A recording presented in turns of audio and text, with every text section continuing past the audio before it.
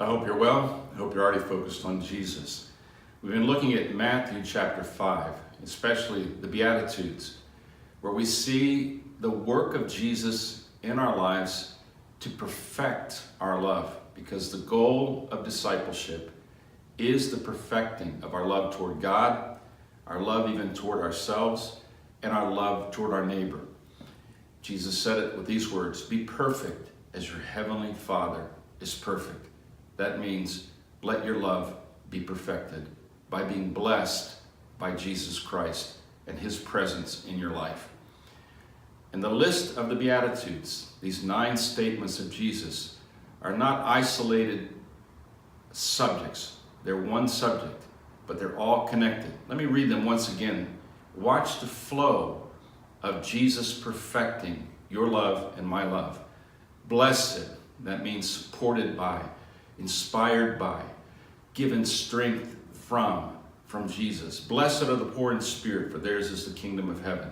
Blessed are those who mourn, for they shall be comforted. Blessed are the meek, for they shall inherit the earth. Blessed are those who hunger and thirst for righteousness, for they shall be filled.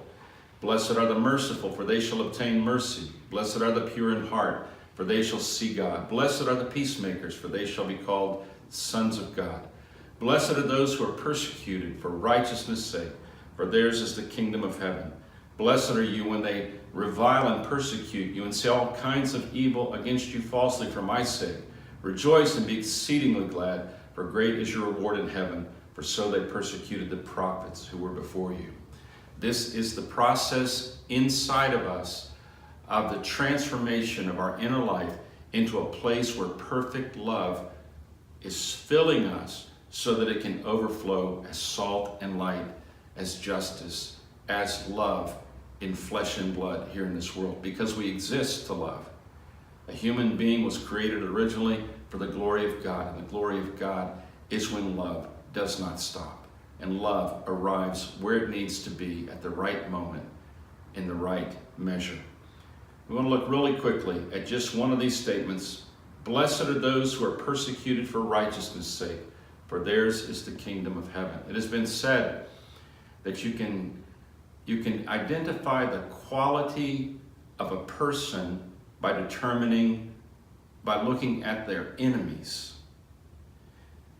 Bad people, really, really bad people, attract the attention of people in authority who punish those who do evil. But when someone lives a truly just or righteous life in this world, they attract a kind of attention as well. Jesus said this to his first disciples, "If they have hated me, they will hate you." Now this is the honest truth. If we begin to manifest in public and in all of our relationships a kind of perfected love, a love inspired by the blessing of God in our lives through Jesus Christ, then we will begin to attract a very dangerous enemy. An enemy that does not want righteousness to rule in this world. Certainly, Satan does not want love to win. We would attract his attention. Certainly, there are a great many people in this world who have much, much to lose if right living and righteousness began to grow. There are many people who are invested in chaos. They're invested in cruelty. They're invested in war. They're invested in dominance.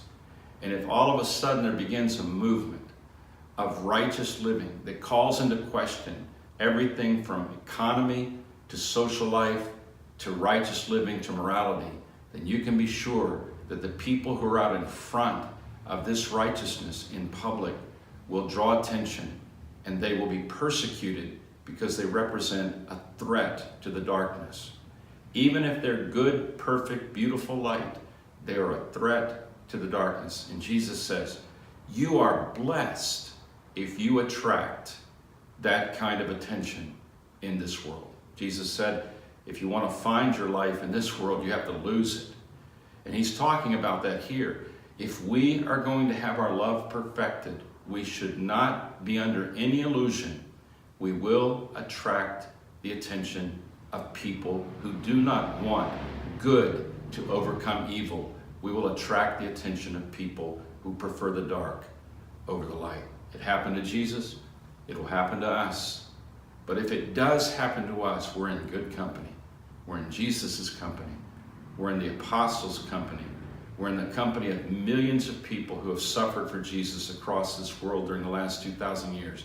And someday we'll be in the best company, the people who will be in heaven with Christ, with us, and they will all bear the marks of having been persecuted, not because they were bad, but because they were good. It sounds to me like a call for those who truly believe in Jesus. I pray you believe enough that if you were persecuted for righteousness' sake, you would keep going in the same direction with Jesus.